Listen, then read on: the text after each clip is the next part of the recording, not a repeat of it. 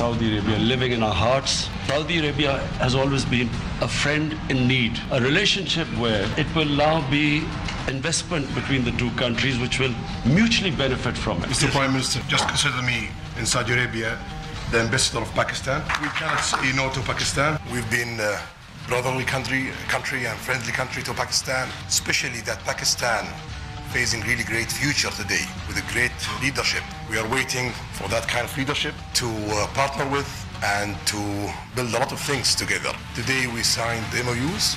We believe the amount of that kind of investment is $20 billion. It's big for phase one, and definitely it's gonna grow every month, every year.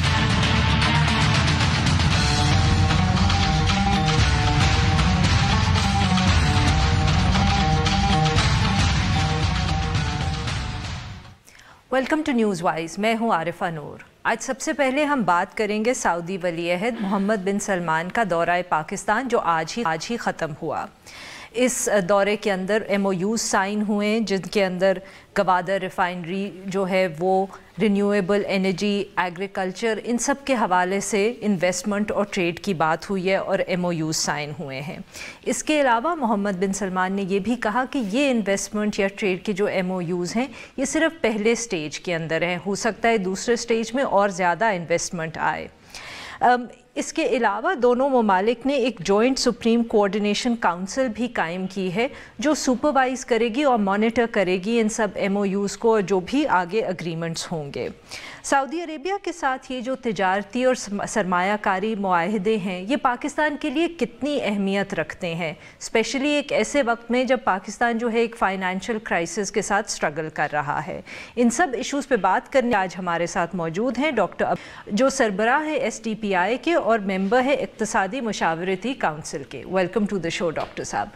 Doctor साहब तो बताएं कि ये जो MOU sign हुए हैं जो पिछले हफ्ते से हम डिस्कस कर रहे हैं और पाकिस्तान में हेडलाइंस बन रहे हैं, आपके ख़्याल में ये कितने को अहम होंगे एंड ये जो MOUs हैं इनको मटीरियलाइज़ करने में अंदाज़न हम कितने वक्त की बात कर सकते हैं या आप कितना वक्त देख सकते हैं? मेरे ख्याल है आम MOUs से थोड़ा सा इनको मैं हट के देखता हूँ। अगर तो ये आम MOUs साइन हो रहे होते तो मैं यकीनन यही कहता कि अक्सर MOUs फ़ोटो अपॉर्चुनिटीज़ होती हैं जी। ये पहली दफ़ा हो रहा है कि हम गल्फ़ कंट्रीज़ के साथ और स्पेशली सऊदी अरेबिया के साथ ट्रांजैक्शनल रिलेशनशिप से निकल के इंस्टीट्यूशनल रिलेशनशिप में एंटर हो रहे हैं। उससे पहले जो ताल्लुकात होते थे वो दो शख्सियात के दरमियान उनसे शुरू होते थे और उन्हीं तक महदूद रहते थे और आपने एक आध ट्रांजैक्शन कर ली और ख़त्म हो गया। इसमें अगर आप सऊदी डेलीगेशन को देखते हैं और पाकिस्तानी डेलीगेशन को देखते हैं तो वो जो एक पीयर फॉलो अप का मैकेनिज़्म आपको नज़र आया कि एनर्जी मिनिस्टर हैं, एनर्जी मिनिस्टर के साथ बात कर रहे हैं, वज़ीर ख़ारजा हैं, वज़ीर ख़ारजा के साथ बात कर रहे हैं। आपके जो रेलेवेंट काउंटर पार्ट थे वो चूँकि इस डेलीगेशन में साथ थे और जब सरबराह ने मुमलिकत बातचीत कर लेते हैं, इन प्रिंसिपल कोई चीज़ तय कर लेते हैं तो उसके बाद मिनिस्टर्स ने और मिनिस्टर्स के बाद उनकी टीम्स ने उसको फॉलोअप करना होता है। सही। तो वो प्रोसेस जो कि अमूमी तौर पे 6 महीने, साल या बाज़ नहीं भी शुरू होता, इस दौरे में ये आपको लगा कि दोनों पार्टी सीरियस थी और ये बल्कि क्राउन प्रिंस के आने से पहले ये प्रोसेस शुरू हो गया था। उनके आने से पहले जो उनके डेलीगेशन थे उन्होंने अपने काउंटर पार्ट के साथ मुलाकात शुरू कर दी थी और इसका स्पेशली अगर हम देखते हैं जो सुप्रीम कोऑर्डिनेशन काउंसिल का जो काम तो ये जैसे CPEC में हम देखते हैं एक सेंट्रल कोऑर्डिनेशन वर्किंग ग्रुप है, इसी तरीके से ये बन रहा है और किसी लिहाज से मैं ये कह सकता हूँ कि ये सीक्वल आएगा CPEC का। CPEC में आपके पास CPEC 1 में इंफ्रास्ट्रक्चर आ गया था, सड़कें आ गई, एनर्जी आ गई। CPEC 2 जो है उसमें अब वैल्यू एडिशन आ रही है। चाइना तो मौजूद है अपनी जगह, लेकिन चाइना के अलावा सऊदी अरब जो है वो एक पहला मुल्क उसमें बना जो कि उसमें शामिल हो रहा होगा। रही बात ये कि इनके मटीरियलाइज होने की, तो इनमें से कुछ चीज़ें तो ऐसी हैं जो कि लॉन्ग टर्म है, कुछ चीज़ें ऐसी हैं जो शॉर्ट टर्म है। मसलन जो रिफाइनरी वाला है ये एक लॉन्ग टर्म प्रोसेस है जी। ये तो कहते हैं कि 2 साल शायद फीजिबिलिटी पे ही लग तकरीबन 1.5 साल तो कम से कम इसकी फीजिबिलिटी के लिए लगते हैं। सिर्फ नाज़रीन की इत्तला के लिए बताता चलूँ कि जब कल वली अहद जो है इंडिया में महाराष्ट्र में एक रिफाइनरी की डिस्कशन कर रहे होंगे तो वो 3.5 साल से वो प्रोसेस जो है वो शुरू है। अच्छा वो अच्छा से तो उसको 3.5 साल हो गए हैं, वो फिजिबिलिटी और बाकी चीज़ें उसकी चल रही है, उसके अभी लैंड एक्विजिशन पे चीज़ें जो हैं वो अटकी हुई हैं। یہاں پہ لینڈ چونکہ موجود ہے اس لیے یہ سوچا جا سکتا ہے کہ یہ شاید جلدی ہو جائے، لیکن یہ ریلیٹیولی شاید چھوٹی بھی ہوگی ریفائنری کیونکہ ویلیو بھی یہ اس سے چھوٹی ہوگی، لیکن اس کی فیزیبلٹی بھی چونکہ آلریڈی دونوں پارٹیز کو پتا تھا، یہ اعلانات تو پہلے سے چل رہے تھے، اور آپ کو پتہ ہے کہ چند ہفتے پہلے سعودی وزیر توانائی جو ہیں وہ چند گھنٹوں کے لیے گوادر تشریف بھی لائے تھے، تو اس پہ کام جو ہے وہ آلریڈی شروع ہو چکا ہے۔ جو دو چیزیں کوئک ہوں گی وہ ہیں جو کہ ہم جو RLNG پہ چلنے والے 2 انرجی پلانٹس جو ہیں جن کو پرائیویٹائز کرنے کی بات کی جا رہی ہے، وہ ایک لو ہینگنگ فروٹ کے طور پہ۔ بٹ ڈاکٹر صاحب اس پہ تو یہ کہتے ہیں کہ پاکستان کو کا انٹرسٹ ہے کہ وہ جو پاور پلانٹس ہیں وہ پرائیویٹائز ہو جائیں، and obviously the Saudis are potential buyers, مگر ابھی سعودی عربیہ کی طرف سے کوئی کانکریٹ آفر یا کچھ تو نہیں ہے، وہ تو ابھی دیکھیں گے۔ اس کے تحت اس پہ بڈ آئے گی، اچھا، تو اس کا ایک پوری فارمیلٹی ہوگی، اس کو اناؤنس کیا جائے گا، اس پہ بڈ آئے گی، ان بڈز پہ ہو سکتا ہے کوئی سعودیہ سے بہتر بڈ کر دے، صحیح، یہ بھی ہو سکتا ہے کہ اس میں سعودیہ سے بہتر بڈ نہ آئے، تو یہ چونکہ اس کو ایک فارمیلٹی کے تحت لے آف کیا جائے گا، تو اس وجہ سے اس کا ذکر کسی MOU میں آپ کو ایسا نظر نہیں آتا، کیونکہ ادروائز اس کا تاثر یہ جائے گا کہ پہلے سے ایک خریدار موجود ہے جس کے لیے کے بعد میں بڈ بنائی جا رہی ہے۔ But have the Saudis showed interest in purchasing? They have shown interest in it. اس کے علاوہ جو لو ہینگنگ فروٹ ہے وہ کوئک پروجیکٹ آپ کہہ رہے ہیں، جی جو کوئک پروجیکٹ ہے ایگریکلچر، وہ ایک کوئک پروجیکٹ ہے۔ obviously سعودی عرب جو ہے وہ آلریڈی پاکستان سے چاول اور میٹ پروڈکٹس جو ہے وہ امپورٹ کر رہا ہے، لیکن اس کو مزید ایکسپینڈ کرنے کی بات کی گئی ہے۔ ایک اور چیز جو کہ تھوڑی سی میڈیم ٹرم میں آئے گی وہ ہے سعودی ویژن 2030۔ اب سعودی ویژن 2030 میں سعودی حکومت یہ چاہ رہی ہے کہ اس کو تیل سے ڈیپینڈنسی کم سے کم کی جائے، اور وہ ڈائیورسیفائی UAE والا ماڈل جس میں سروسز سیکٹر بھی آئے، جس میں باقی چیزیں بھی آئے۔ اب اس میں پاکستان کے لیے اپرچونٹیز ہیں۔ پاکستان میں ابھی تک اپنی مدد آپ کے تحت امیگرینٹس جو تھے وہ سعودی عرب جا رہے تھے، بلو کالر جابس کے لیے جا رہے تھے۔ اب اگر تھوڑا سا اس کو اسٹرکچرڈ کیا جائے تو یہاں پہ وائٹ کالر جابس میں اپرچونٹیز نکل سکتی ہیں ویژن 2030 کے مطابق، ہاسپٹیلٹی سیکٹر میں، ہیلتھ میں، ایجوکیشن میں، ٹورزم میں، تو بہت سی ایسی چیزیں ہوں گی، اور اسپیشلی وہاں پہ اب چونکہ سوسائٹی کھلنا شروع ہوئی ہے، انگلش سیکھنے کا وہاں پہ کریز ہے، انگلش ٹیچرز کی یہاں سے کافی ساری ڈیمانڈ جو ہے وہ جائے گی۔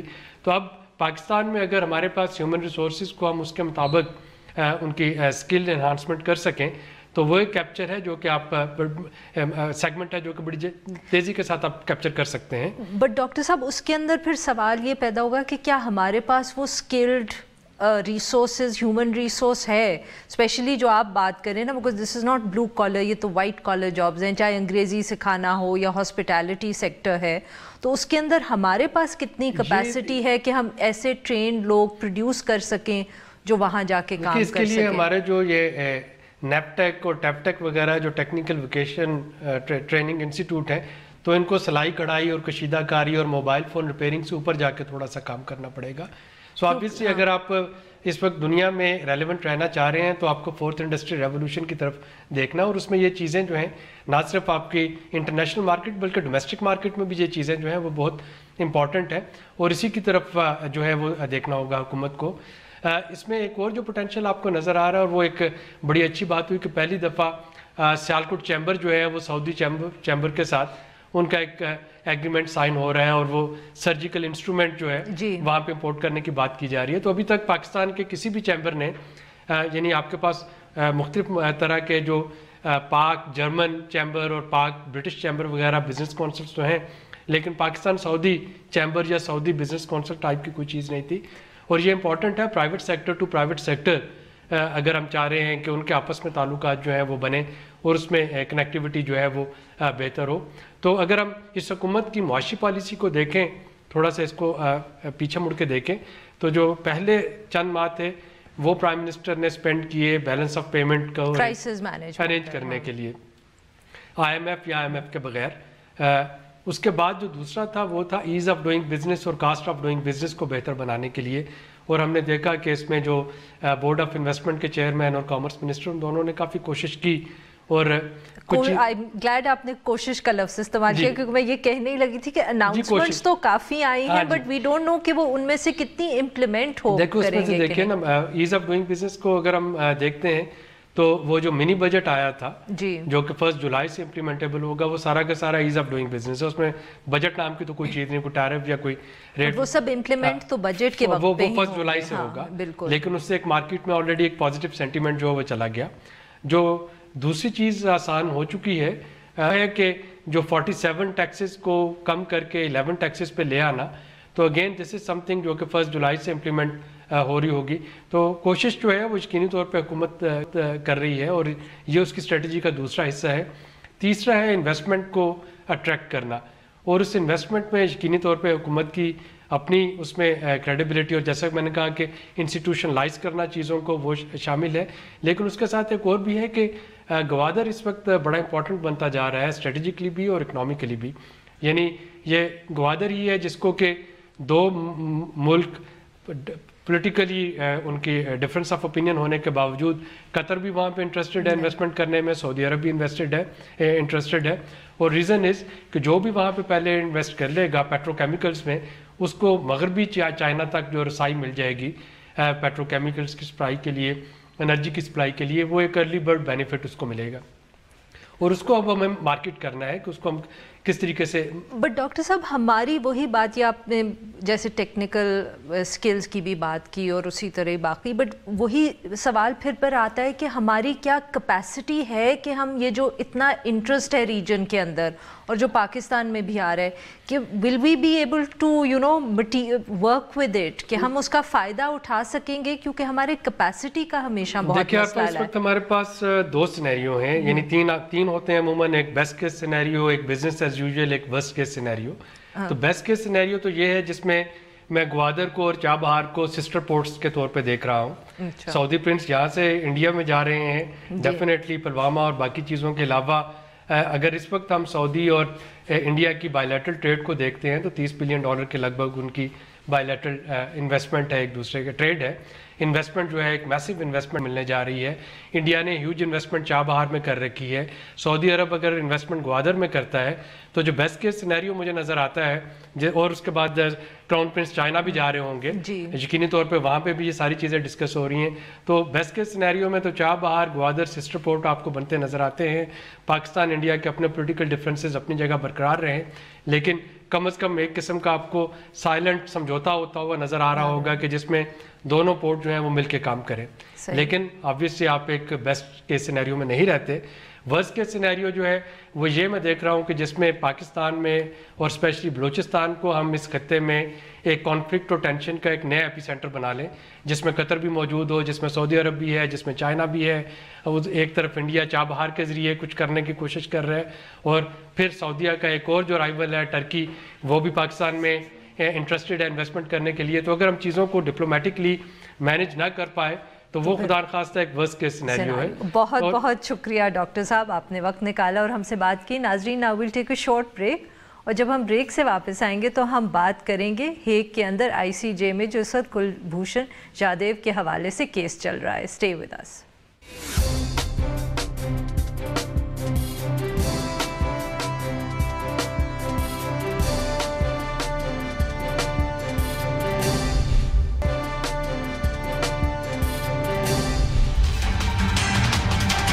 I am Commander Kulbhushan Jadhav, number 4155 Zulu of the Indian Navy, working with RAW.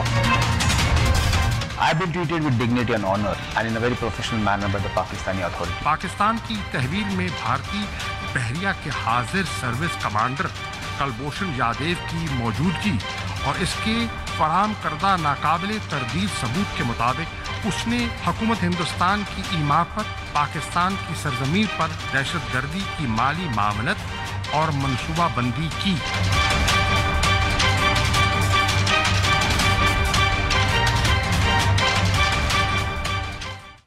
Welcome back. اب ہم بات کریں گے بھارتی جاسوس کلبھوشن جادیو کے کیس کی, جو آج جس کا کورٹ کیس جو تھا اس کا آغاز آج ہیگ کے اندر ICJ میں ہوا. आज इंडिया ने अपने आर्ग्यूमेंट्स दिए हैं और कल पाकिस्तान की बारी है। 4 दिन ये प्रोसीडिंग्स चलेंगी। अब अप्रैल 2017 के अंदर कुलभूषण जाधव को पाकिस्तान के अंदर एक मिलिट्री कोर्ट में ट्राई किया गया था और सज़ा दे दी गई थी, सज़ाए मौत की। उसके बाद इंडिया ICJ में चला गया, जहां उन्होंने इस सज़ा के ख़िलाफ़ एक अपील कर दी थी और ICJ ने इस अपील को सुनते हुए जो सज़ा थी उसको स्टे कर दिया था जब तक ये प्रोसीडिंग्स मुकम्मल नहीं हो जाती।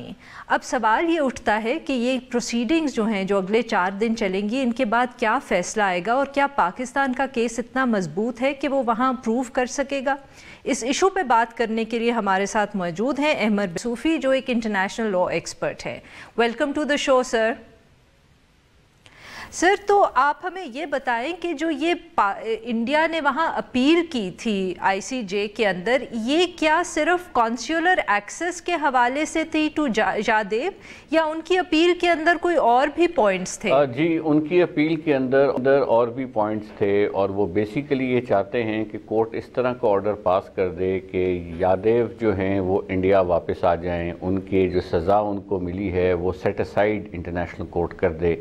सो एक तरफ वो एक्सेस भी मांग रहे हैं, साथ सज़ा को कालादम करार देना भी मांग रहे हैं, और उसके नतीजे में यादव की भारत वापसी के भी मुतकाज़ी हैं।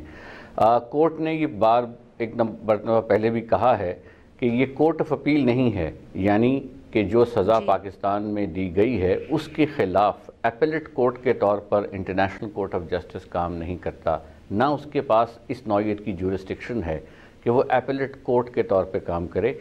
वो महज जुरिस्डिक्शन वो एक्सरसाइज कर रहा है जो उसको कन्फर की गई है वियना कन्वेंशन के नीचे। उस जुरिस्डिक्शन को भी पाकिस्तान कंटेस्ट कर रहा है, मगर उस जुरिस्डिक्शन का दायरा कार महदूद है काउंसलर एक्सेस की हद तक।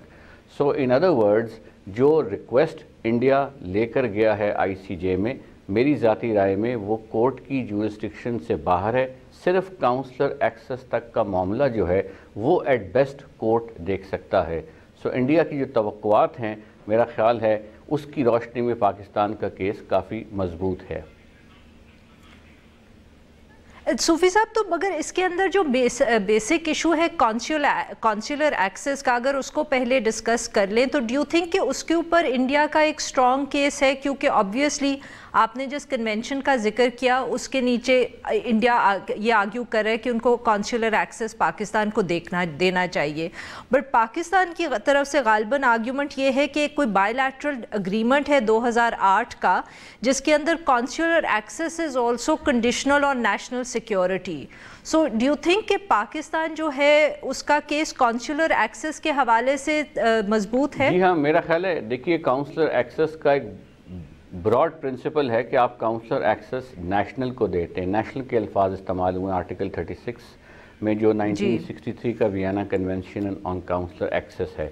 उसमें ये भी अल्फाज लिखे हुए हैं कि जो काउंसलर एक्सेस करने वाली रियासत है वो फ्रीली कॉरस्पॉन्ड भी कर सकेगी, वो कन्वर्सेशन भी कर सकेगी, वो उसे इंस्ट्रक्शंस भी दे सकेगी। अब इसका क्या मतलब हुआ कि अगर रूटीन का कोई ऑफेंस है और एक आम ऑफेंस पीनल कोड के नीचे कोई ऑफेंस कमिट किसी ने किया है, चोरी है, डकैती है, कार एक्सीडेंट है, उसमें तो ये बात समझ में आती है कि आप एक्सेस दें ताकि आप उसकी मुआवनत करें। लेकिन जब वो स्पाई है और एस्पिनॉज का चार्ज फेस कर रहा है और उससे बाबत टेररिज्म की इन्वेस्टिगेशन फेस कर रहा है, तो फिर ये जो एक्सेस का राइट है ये मिसयूज़ भी हो सकता है, बल्कि इसके ज़्यादा इम्कानात मिसयूज़ होने के हैं, क्योंकि उसको फ्रीडम ऑफ कॉरस्पॉन्डेंस है। जो काउंसलर एक्सेस लेने वाला सिफारतकार है, हो सकता है वो उसको कोई इंस्ट्रक्शंस दे दे, हो सकता है कोई हिदायत दे दे, कोडेड लैंग्वेज में दे दे, इशारतन दे दे या वजाहतन दे दे कि तुमने ये बात नहीं बतानी, ये बात करनी है, और मामला अभी ज़ेर तफ्शीश है, अंडर इन्वेस्टिगेशन है। सो इसलिए जो स्पाइज़ होते हैं या जो लोग एस्पिनॉज का चार्ज फेस कर रहे होते हैं, उनके बारे में ये नुक्ता नज़र बाद में स्टेट प्रैक्टिस के थ्रू डेवलप हुआ कि काउंसलर एक्सेस उनको देना जो है वो लीगल ऑब्लिगेशन नहीं है, वो ऑप्शनल है। केस के वाक़यात की रोशनी में, केस के हालात की रोशनी में, और यहाँ के जो वाक़यात हैं वो हम देखते हैं कि वो एक पूरा प्लान था।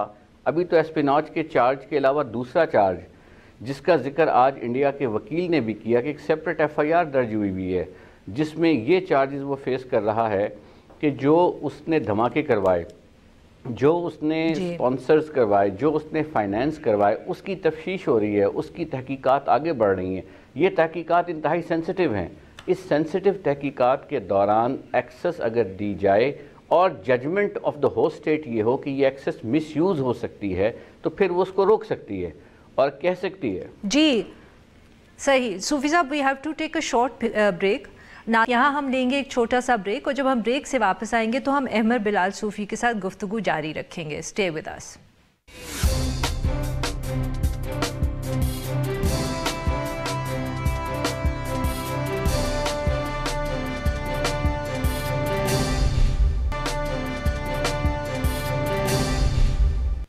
Welcome back. ناظرین, ہم گفتگو کریں احمر بلال صوفی صاحب سے کلبھوشن جادیو کے حوالے سے, جو اس وقت کیس آئی سی جے میں چل رہا ہے. صوفی صاحب, آج جو آرگیومنٹس ہوئے ہیں, ایٹ لیسٹ جو میڈیا رپورٹ سے ہمیں پتہ چلا ہے آئی سی جے کے اندر, تو انڈیا کے جو آرگیومنٹس ہیں وہ تو کافی براڈ بیسڈ رہے ہیں. جیسے کہ آپ نے کہا کہ وہ چاہتے ہیں, ان کی پریئر میں یہ بھی شامل ہے کہ جادیو واپس آ جائے, اس کو وہ وہاں سے.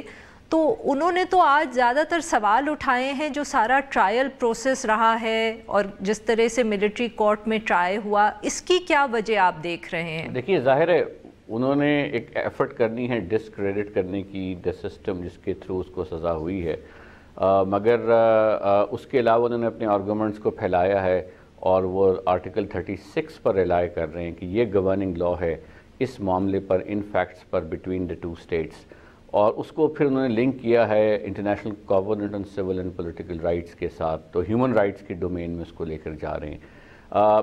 یہ متوقع تھا, اس میں کوئی نئی بات ایسی نہیں ہے, کیونکہ میرا خیال ہے جو جواب در جواب فائل کیے ہیں دونوں ملکوں نے, اپنے کارڈز ڈسکلوز کیے ہیں, اپنے لیگل ریفرنسز ڈسکلوز کیے ہیں. سو میرا خیال ہے پاکستان کی جو ٹیم ہے اس کی بھی تیاری اس کا جواب دینے کے لیے ہوگی کہ یہ ہمارا سسٹم, ہمارے قوانین جس لاء کے نیچے دیا گیا ہے اس لاء کو سپریم کورٹ نے بھی ایگزامن کیا ہے, and so on so forth. یہ ہمارے پاس کافی اس پہ دلائل موجود ہیں, اور اس لیے میرا خیال ہے کہ ان کی تو ایفرٹ یہ اس کو ایکسپینڈ کر کے ایک کمپیشنٹ اپیل کی جائے to the court.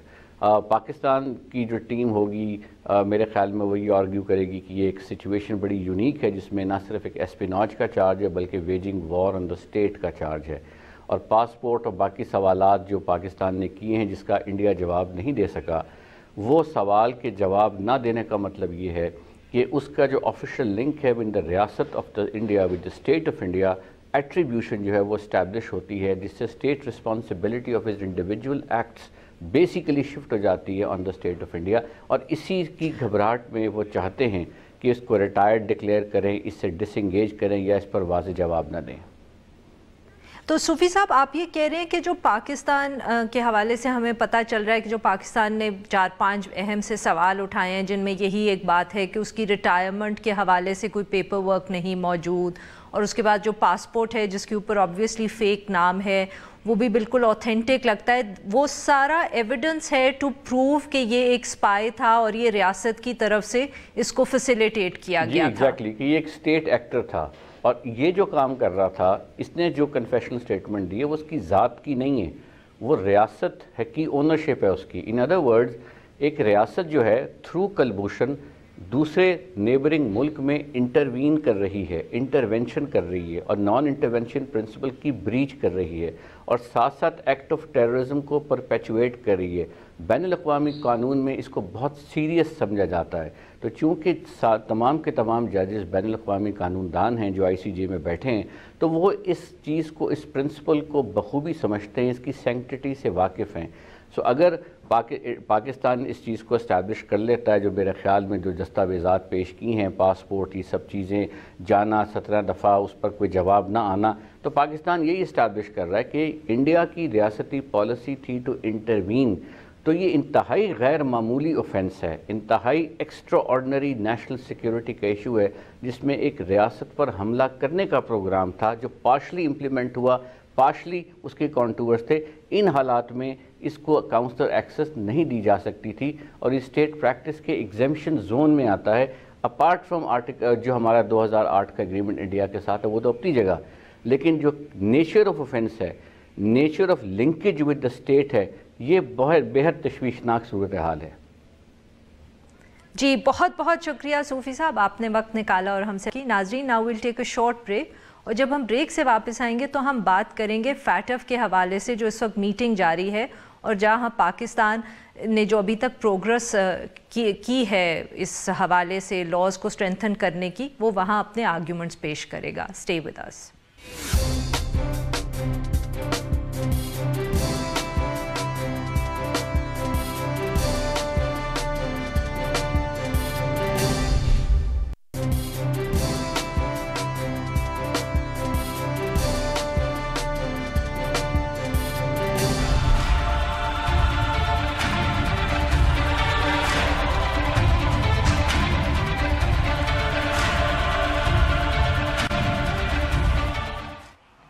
Welcome back. Programme کے آخری حصے میں ہم بات کریں گے فائنینشیل ایکشن ٹاسک فورس اور پاکستان کی گرے لسٹ کے اندر انکلوژن کے حوالے سے. پیرس میں اسی حوالے سے ایک میٹنگ ہو رہی ہے جس کے اندر ICRG international countries risk group کو پاکستان کی طرف سے ایک پریزنٹیشن میں 5 سوالوں کا جواب دینا ہے، اور یہ 5 سوال جو ہیں یہ obviously banned organisations, money laundering اور ان ایشوز کے حوالے سے ہیں. یہ میٹنگ ابھی جو پیرس میں ہو رہی ہے یہ فائنل میٹنگ بالکل نہیں ہے. جو گرے لسٹ کے اوپر انکلوژن کا سوال ہے وہ سال کے اندر جو آنے والی میٹنگز ہیں مئی اور پھر اکتوبر میں، ان میں طے ہوگا. مگر سوال اس وقت یہ اٹھتا ہے کہ آج کی یہ میٹنگ آج کل جو پیرس میں ہو رہی ہے یہ کتنی اہم ہے، اور اس کے اندر کون سے ایشوز پہ ڈسکشن ہو رہی ہے، اور پاکستان نے کن ایشوز کے حوالے سے سیٹسفائی کرنا ہے اس گروپ کو. ان سوالوں کے جواب دینے کے لیے ہمارے ساتھ موجود ہیں حسان خاور صاحب جو public and economic policy expert ہیں. Welcome to the show Hassan. Thank you Arfa. Hassan, تو ہمیں یہ بتائیں کہ یہ جو اس وقت میٹنگ ہے جو کہتے ہیں کہ یہ انٹرنیشنل کنٹری رسک گروپ کی میٹنگ ہے جہاں APG جو ہے وہ پاکستان کے بہاف پہ جو سوال اٹھائے گئے ہیں ان کا جواب دے گا، اس کی اہمیت کیا ہے اور اس کا لنک کیا بنتا ہے جو آگے فیٹف کی اسپیسیفک گرے لسٹ کے حوالے سے میٹنگز ہوں گی؟ جی عارفہ، یہ آپ کو پتہ ہے کہ پچھلے ماہ سڈنی میں جو میٹنگ ہوئی اس کے اندر یہ سوال اٹھائے گئے، اور کچھ سوالات جو تھے یہ انڈیا کی طرف سے بھی آئے جی، اور ان سوالات کے جوابات جو ہیں یہ اس گروپ کو پریزنٹ کر رہے ہیں APG جی، اور یہ جو گروپ ہے پھر یہ اپنی سفارشات ٹاسک فورس کو پیش کرے گا اگلے لاہ عمل طے کرنے کے لیے. صحیح. تو یہ بڑی اہم میٹنگ ہے، اور اس کی وجہ دیکھیں یہ ہے کہ یہ ایک فاؤنڈیشن سیٹ کر رہی ہے. اس میٹنگ میں اس سوال کا جواب دے رہے ہیں کہ جو انیشیل ایکشنز ہیں پاکستان کے، ان پہ پاکستان نے کیا کارروائی کی ہے. ٹھیک ہے. اگر آپ یہ دیکھیں نا کہ ابھی تک تو جب پہلے وہ آئے اور ہم گرے لسٹ پہ تھے تو ہم نے جو رسک اسیسمنٹ کی ہوئی تھی وہ بھی بہت کوالٹی کی نہیں تھی. تو انہوں نے کہا کہ آپ یہ رسک اسیسمنٹ کریں. سب سے بڑی بات تو یہ تھی جو پچھلے سال جب انہوں نے ہمیں ڈالا تھا اس لسٹ کے اوپر which was around the same time as this. جی، ہم نے پہلے کی تھی جس کی کوالٹی نہیں تھی، ہم نے دوبارہ سے رسک اسیسمنٹ کی ہے. اور یہ جو 5 سوالوں کی آپ بات کر رہی ہیں اس میں سے 2-3 سوال جو ریلیٹڈ کرتے ہیں وہ اس تھریٹ اسیسمنٹ سے ہی کرتے ہیں. مثلا اس کے اندر انہوں نے ایک سوال جو اٹھایا، انہوں نے کہا کہ انہوں نے ایک سوال نامہ بھیجا اور انہوں نے کہا کہ آپ کی جو 8 پروسکرائب آرگنائزیشن ہیں ان کے بارے میں انہوں نے سوالات پوچھے. تو پاکستان رپورٹڈلی اس میں یہ کہہ رہا ہے کہ دیکھیں ہم نے جو یہ رسک اسیسمنٹ کی ہے اس کے اندر ہم نے ان کی لوکیشن آئیڈینٹیفائی کی ہیں، ان کے رسک کو اسیس کیا ہے. تو یہ سوال اس سے ریلیٹڈ ہے. ٹھیک ہے. اسی طرح کسٹمز کے حوالے سے سوال ہے کہ جو کیش کی اسمگلنگ پہ ان کا بہت بڑا کنسرن تھا کہ آپ کا جو کوسٹل ایریا پہ اسمگلنگ ہو رہی ہے، سارے بارڈر کنٹرول جو ہے اس کے حوالے سے that includes airports as well as that includes airports but more importantly coastal belt آپ کے اور افغانستان کے ساتھ بارڈر. صحیح. یہ ہے. اس کے علاوہ جو کہتے ہیں کہ ایک سوال کے جواب میں ہم نے پاکستان نے ان کو یہ بھی بتایا ہے کہ 8,500 اس سال سسپیشس ٹرانزیکشن رپورٹس جو ہیں وہ جنریٹ ہوئی ہیں. سو ڈیفینیٹلی یہ بھی ایک ایشو ہے. اور وہ پوچھ رہے ہیں سوال اس حوالے سے بھی کہ جو ایسٹس فریز کی ہیں بینڈ آرگنائزیشنس کے، اور اس کے علاوہ جو سسپیکٹڈ انڈیویجولز ہیں جو پروبیبلی لیڈرشپ ہوگی جو بینڈ آرگنائزیشنس کی ہے، ان کی بھی لسٹ کوئی تیار کرنی ہے اور ان کے بھی ایسٹس کو آئیڈینٹیفائی کرنا ہے. جی، یہ 2-3 باتیں آپ نے کی. دیکھیں جو STRs ہیں یہ بیسیکلی انڈیکیٹر ہے کہ آپ کا جو نظام ہے وہ کتنا اچھا چل رہا ہے. صحیح. تو پاکستان اس پہ یہ انڈیکیٹر دے رہا ہے کہ جی ہم نے 8,500 یہ STRs رپورٹ کی ہے جو کہ پچھلے سال سے 75% زیادہ ہے، اور یہ ہم ایز ایویڈنس پریزنٹ کر رہے ہیں کہ ہم نے اپنے سسٹم کے لوپ ہولز کو ایڈریس کر دیا ہے. ٹھیک ہے. دوسری بات ہے وہ یہ کہہ رہے تھے کہ آپ کی جو لسٹ ہے پروسکرائبڈ آرگنائزیشنز کی اس کو ضرورت ہے اپ ڈیٹ کرنے کی. اس کے اوپر پاکستان حکومت یہ کہہ رہی ہے رپورٹڈلی کہ جی ہم نے وہ اپ ڈیٹ کر لیا ہے. اس کو نیکٹا کی ویب سائٹ پہ چڑھایا اور اس میں 67 اب آرگنائزیشنز ہیں جو ہم نے ایڈ کی ہیں. تو یہ دوسری اس کے اندر ایک اہم بات ہے. جو ایسٹ فریزنگ کی بات ہے اس کے اوپر دیکھیں میڈیا میں تو کوئی ابھی ریسنٹلی بات نہیں آئی, لیکن میرا خیال میں کہ اس میں جو ہمارا سٹانس ہے وہ یہ ہے کہ ہم نے ایک لیگل کارروائی شروع کر دی ہے. لیکن ایک بہت اہم بات ہے کہ دیکھیں یہ انیشیل سٹیپس ہیں, یہ فاؤنڈیشن ہے, اور مجھے امید ہے کہ اس پہ پاکستان کچھ نہ کچھ اچھی کارکردگی شو کرے گا. لیکن جو اصل ٹیسٹ ہے عارفہ وہ آگے آ رہا ہے. جب مئی میں آپ نے جانا ہے تو انہوں نے پوچھنا ہے کہ آپ نے کس کو کنوکٹ کیا, پروسیکیوشنز کتنی ہوئیں, انویسٹیگیشنز کتنی کمپلیٹ ہوئیں, اور جو ایسٹس فریز کرنے کے لیے آپ نے کارروائی انیشیٹ کی تھی اس کے اوپر کیا بنا, اور اگر آپ نے اپنے کوآرڈینیشن کے مسئلے حل کر دیے ہیں تو اس کے نتیجے میں اس کے ریزلٹس کیا آ رہے ہیں. تو جو یہ ہے پریپریشن کا ٹائم, اس میں ہمارے نمبر اچھے آئیں گے. آگے ہے پرفارمنس کا ٹائم جب رزلٹ آنا ہے, اب رزلٹ کیسا آئے گا یہ اللہ بہتر جانتا ہے. اچھا, تو آپ بیسیکلی کہہ رہے ہیں کہ پچھلے سال سے جب سے ہم گرے لسٹ پہ گئے تھے اب تک ہم صرف اپنی پریپریشنز ہی بتا رہے ہیں فیٹف کے جب بھی کوئی میٹنگ ہوتی ہے, بٹ جو کروشل میٹنگز ہیں جو مئی اور شاید اکتوبر کے اندر ہوں گی اس کے اندر ہمیں پریپریشن کے ریزلٹس بھی بتانے ہوں گے کہ ہم نے جو اپنے کیا کہتے ہیں میکنزم سیٹ اپ کیے ہیں اور وہ کیے, تو اس کے اندر خاوہ جو آپ نے خود ہی جیسے یہ جو بات کی ہے سسپیشن ٹرانزیکشن رپورٹس کی, تو knowing our judicial system, how will we go there and say کہ ہم نے اتنی کنوکشنز کر لی ہیں, کیونکہ آپ جانتے ہیں کہ ہمارا جوڈیشل سسٹم تو جس طرح کام کرتا ہے, will that be the bigger challenge, یا جو بینڈ آرگنائزیشن کے حوالے سے ہمارے سٹیپس ہیں, کیونکہ یہ ہم کب سے سٹیپس لے رہے ہیں, ہر دفعے ہم سنتے ہیں ایسٹس فریز ہو رہے ہیں, لوگ پکڑے گئے ہیں یا آرگنائزیشنز بین ہوئی ہیں, مگر یہ میرے خیال میں 2002 سے سلسلہ چلا آ رہا ہے. تو اس دفعہ ہم کیا کریں گے to convince the international community جو ہم پچھلے اتنے سالوں میں نہیں کر پائے؟ دیکھیں جو ان کی تیاری ہے نا, جو آپ نے کہا, میں اس کو انڈرمائن نہیں کرنا چاہتا, انڈر ریٹ نہیں کرتا. پہلے تو ہم نے تیاری بھی نہیں کی تھی, اور جو ہمیں ڈالا گیا وہ اس بات کی نشاندہی کرتی تھی کہ ہمارا سسٹم ٹھیک نہیں ہے. یہ جو ایک سال ہم نے تقریباً 6-8 مہینے لیے ہیں, اس میں ہم نے اس کی تیاری کی ہے. ہوپ فلی اگر یہ تیاری ٹھیک ہے تو اس کے رزلٹ اچھے آئیں گے.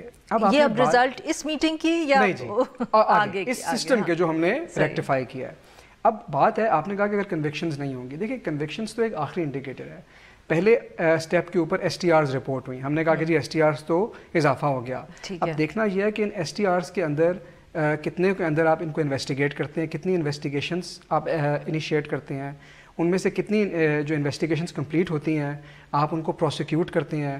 پروسیکیوٹ کرنے کے بعد پھر وہ کورٹ میں جائے گی اور پھر کنوکشن کی سٹیج آئے گی. تو ہم بتا سکتے ہیں انہیں کہ دیکھیں ہم نے ایکس نمبر آف انویسٹیگیشنز کی ہیں, اتنی پروسیکیوشنز کمپلیٹ کر لی ہیں, تو وہ ایک پورا سسٹم دیکھیں گے. یہ ان کو بھی اندازہ ہے کہ 4-5 مہینے کے اندر کنوکشنز شاید ساری نہیں ہو سکتی, لیکن وہ یہ دیکھ لیں گے کہ آپ کا سسٹم چل پڑا ہے کہ نہیں, تو وہ اندازہ کیا جا سکتا ہے. بہت بہت شکریہ حسان, آپ نے وقت نکالا. ناظرین آج کے لیے بس اتنا ہی. We'll be back tomorrow at the same time.